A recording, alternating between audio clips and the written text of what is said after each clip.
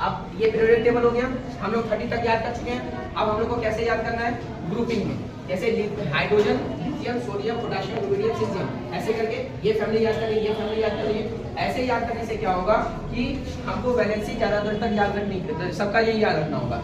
एक फैमिली का वैलेंसी सबका सेम होगा, इसका वैलेंसी सबका सेम होगा, जो मैग्नीशियम का होता है वही कैल्शियम का था, दोनों का वैलेंसी 2 होगा। पोटेशियम का वैलेंसी 1 + 1, सोडियम का भी +1। उसी तरह जब यहाँ पे इधर आएंगे तो फ्लोरीन, क्लोरीन, ब्रोमीन, ये सब का, क्लोरीन का चूंकि -1 होता है तो फ्लोरीन का भी -1, ब्रोमीन का भी -1। इसलिए 30 तक जो है, और पूरा का थोड़ी याद करना है, बस यहाँ से 3 तक आएंगे, यहाँ तक 3 तक आएंगे, इधर सिंगल तक चलेंगे, हाँ सिंगल तक चलेंगे, यहाँ तक जिंक, उसके बाद इधर तो खत्म ही कर लेना है। ये दोनों याद रखना है, ये दोनों, ये दोनों, ये दोनों, मतलब फैमिली याद करके रखना है कि कौन सा फैमिली का कौन सा मेंबर है, जिस फैमिली का जो मेंबर है, अगर वो चीज याद है।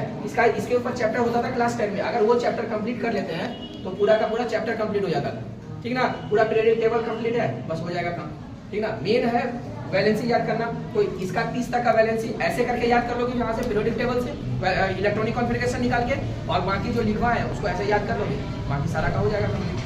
बस में सब कोई अपना अपना जहाँ पे पढ़ते हो वहाँ पे एक पीरियोडिक टेबल लगाओ और इसको देखते जाओ। ये 4-5 दिन 5 दिन अभी लगातार देख लो, उसके बाद सप्ताह में एक बार रिवॉल्व कर लोगे, पूरा का पूरा याद हो जाएगा। उसको ज्यादा रटना नहीं है, रट के याद नहीं होगा, ऐसे ही डायरेक्ट याद हो जाएगा, ठीक है।